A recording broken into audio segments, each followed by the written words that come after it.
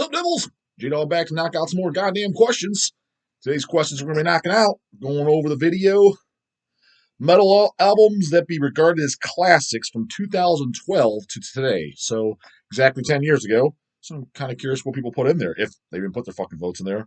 And then what does it say? An extreme album to start with, too. Well, I do remember kind of talking about that. 1K views 3 weeks ago. 131 comments. So let's see what's in here. Mind Rape Art. Shout out to you, bro. Definitely don't recognize you. Do you work out alone, or do you have partners / spotters? I work out with Elcat, my wife. So generally speaking, I mean, certain days like legs and shit like that, she'll kind of like trail off on her own, and vice versa. But like I'll have her around for a spot, like on the hack squat, leg press, things like that. In the sets that I go to complete failure, I have her a spotter, and then on things like lat pull downs, my final set, if I go to absolute failure, have a spot on that. Any type of chest press in general, whether it be a barbell, Smith machine, dumbbells, etc. Spot on that. Other than that, then we'll do our sets in between. But as long as I have her there for my spots, and then arms, we pretty much do the same shit. Most days we do the same. Back, we almost do all the same shit. But yeah, sometimes she'll like I'll do this instead, and vice versa. But we do work out together though. So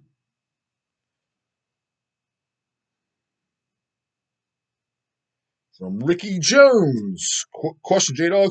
When you seen Overkill, do you know if they played Last Man Standing off the latest album, The Wings of War? It would be a good concert opener. You know what? I don't even know. I don't even know if I listened to the very latest Overkill. I'm definitely fuzzy on the later albums. I never heard an Overkill album that I thought sucked. What was it? The Grinding Wheel or Lean Green Killing Machine? That was a good song. I was at the second to last album. I'll know songs here and there, but I don't know them. No, like as opposed, like for example, the first two albums are an absolute masterpiece. I mean, Feel the Fire, I think that's a 10. That's like one of the greatest thrash metal records you want to fucking of all time, in my opinion. I mean, so I definitely have in that category, and I just find it very annoying. Overkill's a band I put in that category when I see these fucking canoes talking about Metallica, Megadeth, and just bigger bands, and then when they bring up "What's the Pantera," and they don't even know Overkill. I'm just like, come on, man. This is what I'm fucking talking about. Number one, they are around before fucking "What's the Pantera" and doing more than those fucking clowns, and just a more respectable band. And, I get it. Like, maybe they don't like the death metal stuff, the black metal stuff, the grindcore. Fair enough. But if you like those bands, there's no reason you shouldn't, at the very fucking least, know who Overkill is. And a lot of times they don't. They have no idea. It's just fucking asinine. And when, Overkill as a whole, like even Feel the Fire, for example, I think Feel the Fire is better than anything Megadeth put out. I like the first two Megadeth albums. I do enjoy them. But I think Overkill destroys fucking Megadeth. Sends them home on a fucking stretcher by a very large margin too. So, Mysothea 666, regular devils in here going on. Question, J-Dog. You mentioned Suffocation's cover art before. Amongst some covers you're not fond of, but a lot would argue it still fits. Yeah, they can argue that. I just thought it was cartoony. That's all. However, which album has music most incongruous with the artwork? I've been saying that word correctly, or vice versa. My nomination, Messiah's Extreme Cold Weather. So, incongruous. I mean, am I just a dumbass? Am I understand that? Like, basically, that represents the music. Messiah. I know it's the Extreme Cold Weather, the one with the fucking polar bear on the cover. I don't even know if I've ever. I think I did listen to that record, but I can't remember what it sounds like. So I'll be honest with you, Messiah. The debut's good, but in my opinion, and that's because what I heard first is all you need is the demos, and I was good to go. That's all I needed, anyways. Iron Pegasus did the demos officially quite a while ago now. That's what I own. The only album, the only song I recall that like the song Space Invaders. I'm pretty sure that's the song I did not like. But the Power Trash demo, there's two demos. It's a 12-inch LP. There's a CD of it too. He did a picture disc. I have a picture disc and a color vinyl, a picture disc black vinyl, and I'm pretty sure I got the CD as well. But that's what I listen to, and that's what I like, with the exception of the one song I'm most positive is the song Space Invaders. But other than that, I liked it. I didn't hear the album until years later, the hymns to Abramelin or whatever the hell it's called. Um, and I was just like, it's good. I was like, but all the songs, the best songs on here were all in the demos. And I was all I'm getting kind of bored. And then extreme cold weather, I just remember fucking being bored. So I left at that. And then the other ones, the Psycho, whatever, I didn't really listen to those. I just assumed I wouldn't like them. But the way you're describing it, like an artwork that matches the fucking music. I mean, like the kind of like the feel with it. That's what they're fucking referring to. Since J Dog's a fucking illiterate dumbass and doesn't really know the dictionary definition of the word, I guess. When I think of honestly, like I'm just looking at my picture as well, carcass reaching putrefaction, just the nastiness of the cover art. You know, symphonies as well with the cover art, exhumed gore metal. I just figured those kind of the covers really match the music. A lot of stuff, but I mean, kind of those really come to my mind. Um, really, those are the ones that mainly come to my mind.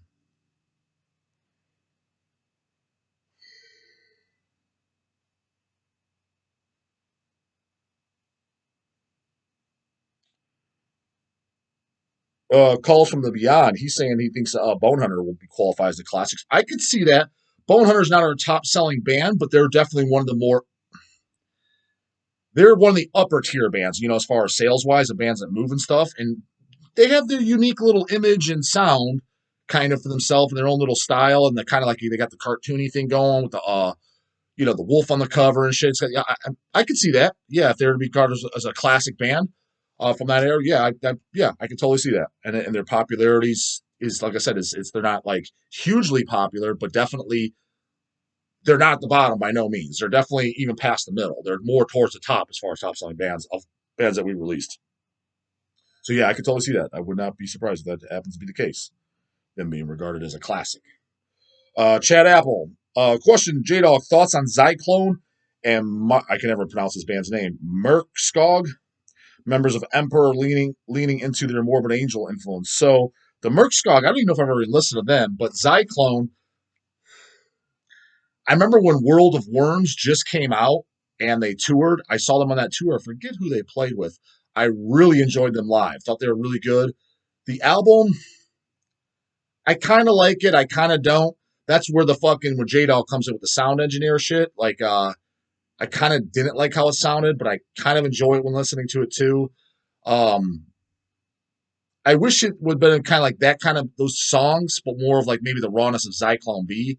Because Zyklon B, I like the whole idea of it and I like the speed and the ferociousness, but for me, they just the songs were lacking. Like it's just that EP. It's an absolute classic black metal, but to me, it's just like you kind of heard it once or twice, you're good to go because it's not like a put on repeat because the songs are so memorable and jamming. At least for me, so it's kind of like both had almost they need to mix the two. You know what I mean? That's kind of what I saw. Zyklon B, maybe the ferociousness and a little bit more of the rawness sound mixed with Zyklon World of Worms because I thought the song idea writing of it was a little bit. The songwriting was maybe a little bit better on the World of Worms, but the whole persona sound of Blood Must Be Shed was better. If that makes any fucking sense. So out of them, Zyklon. Like I said, I really enjoyed them live. The disc, I don't even own it, but every once in a while, when we get in the shop, I'd go back and I'm like, I'm going to put that back on. And then what's the second one?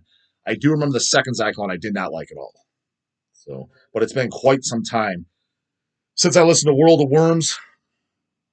Probably 7 years ago or so was the last time, and it was kind of like it, but kind of don't, that type of thing. Definitely didn't like the cover art and the logo and everything. It just looked very, very Photoshoppy, um, Central Media, like let's get in the fucking record stores type of image. You know, like when even bands like Dying Fetus and stuff changed their logo, that just that whole let's fit the fucking record store look. And I don't know if that's what their intentions were, but that's what it looked like. And because there's albums I like I said, like later Dying Fetus albums, they look annoying as fuck. Immolation when they changed their logo to a new logo, just shit like that. I'm like, what are you doing? I mean, I still liked the albums, but it was don't do that. So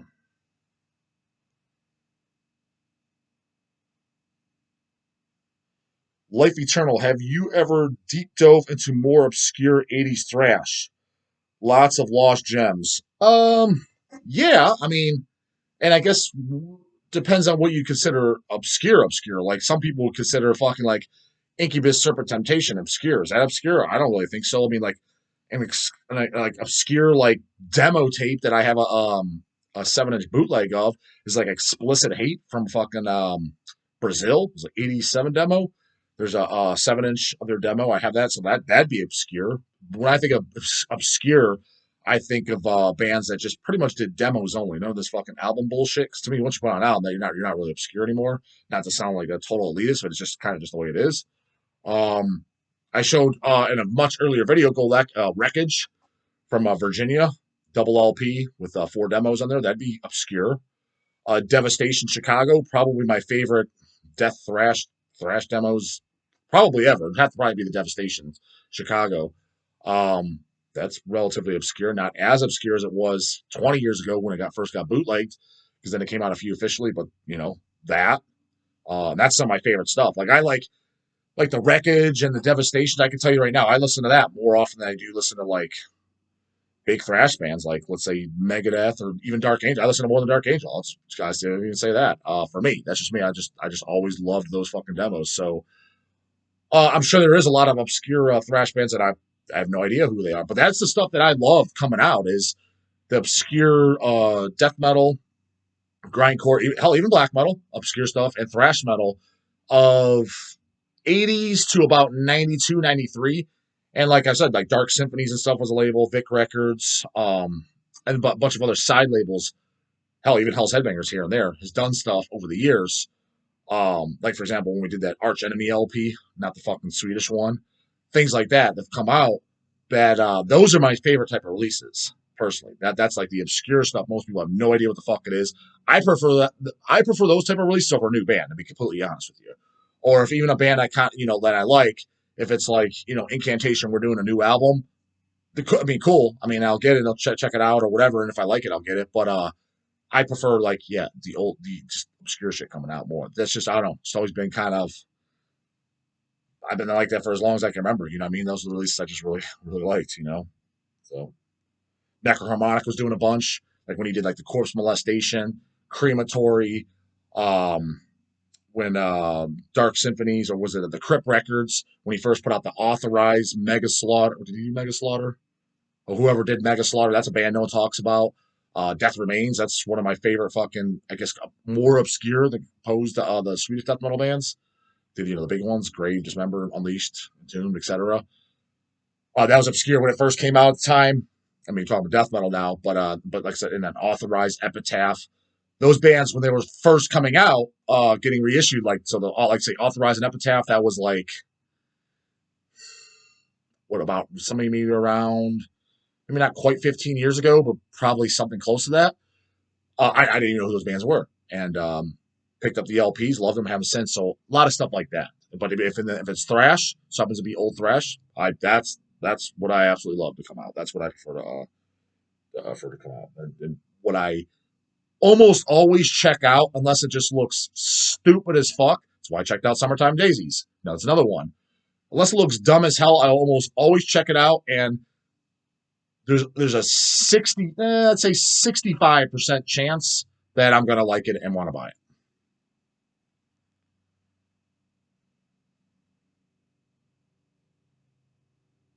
Manual Schizodisc, Italian here, and I can understand everything perfectly, J-Dog. Fuck yeah, you can understand the J-Dog lingo. They're talking fast and tripping over his words, etc. Sweet, that's what I like to hear.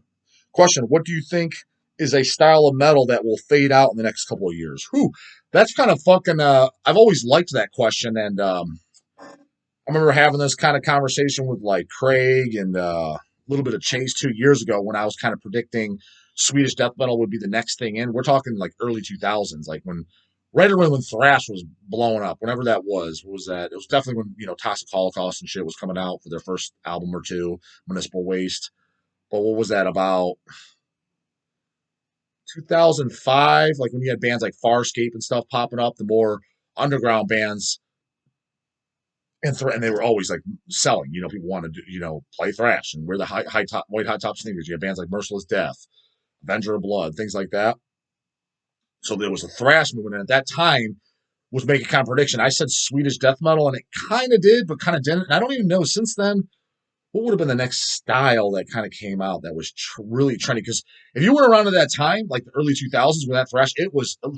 I don't think it was super obvious to the entire scene, but if you're in the business world at all, like let's say you just kind of even traded CDs or LPs, even if you just did it as a hobby, not even just a business, it was abundantly fucking obvious that thrash was the trend. Actually, I would say actually the scene kind of because everybody was wearing the. That's when people started busting out the battle vests again. Prior to fucking whatever that was, 2003 and shit. You would see some old devils like Down of the Dead and of Nunslaughter on stage and shit wearing his want to call it battle vest. I just call them fucking vests with the patches and shit. Will Romer, myself with my jacket. There was people, Kanya, but it was not like it was like where they're popping up and patches were just selling everywhere and everybody wanted patches. That was during the thrash hype, early 2000s, and the white high top sneakers, which I always thought was fucking ridiculous. But people were trying to bring them back into style, which is, I mean, whatever. I don't care, but just, I mean, I wouldn't wear them personally. Um, Ever since then, I don't know if I just wasn't paying attention, but there's bands that I noticed that exploded since then that blew up. But as far as a whole style that was a very very obvious trend since then, I don't know. I think maybe there never hasn't really been one to that degree. But that was right after that. That's when all this social media and YouTube and shit came up. So it's kind of like it kind of opened the floodgates to where just anything can kind of go, if that makes sense. You know what I mean? Because literally, like your mom can fucking go and listen to Repulsion if she wants now, which is like anything in life. It has its good and it has its bad. Like I you know, because things have its convenience and shit. But this anyone come on in and check it out is kind of annoying, to be completely honest with you. But I mean, whatever. What do you do? It is what it is, right? But as far as a music scene fading out, again with this fucking social media and YouTube and shit like that, I don't know if anything will directly ever fade out. Um, I will say this: when I first got into like going to shows in the very early days, that 99, 2000, 2001, 2002, those years, definitely what was popular and booming was the brutal fucking shit. You know, the bands like, you know, Deeds of Flesh, Aborted, Devourments, all that Corpse Gristle stuff, United Guttural stuff, Lividity, things like that. That's what was popular at that time. And then after that, it was definitely thrash. And then, like I said, after kind of that, it was kind of social media. It was a little bit of everything. It was a little bit of some black metal, a little bit of the Swedish death metal, like I said. Thrash kind of stayed in. Maybe you could say heavy. It was heavy metal then that kind of came back. Maybe that, but it definitely wasn't like a splash like the thrash at the time. But I guess that made somewhat of a resurgence. At least what I it seemed like what I've noticed, at least from a sales standpoint, and people what they'd pick up from Hells. Kind of felt like that, but fading out, I don't know at this point. I don't know if there'll be anything with like as like I said, you just YouTube anything, and so it kind of almost keeps things relevant in a sense, and keeps new people coming in that just hear it even on accident. You know, the next video pops up, it gives them the recommendation. So I really don't know. I don't even. Yeah, time will tell, right? This is the next goddamn question. We'll do one more. This video had quite a bit of goddamn questions, though, Devil. So yeah, keep that shit up.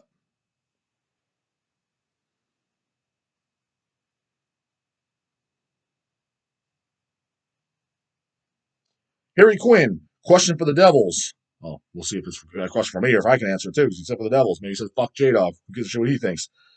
Has lesser extreme band ever covered an extreme band song? Like a thrash band covering a grindcore song? Oh, that's a pretty goddamn good question. Some of Last Days of Humanity songs would sound killer covered in just a standard heavy metal style, especially the song Putrid Mass of Burned Excrement. You know what? That's actually not only a good fucking point, but I can't think of anybody. Yeah, it's always a more brutal band, like, you know, a brutal death metal band or a gore grind band. They're either covering another brutal band or they're covering like Razor or something. You know what I mean? Like an old school band or black metal coming. Like, yeah, is a thrash metal band. Let's say take a band like Blood Feast or whatever. Yeah, covering Last Days of Humanity. That would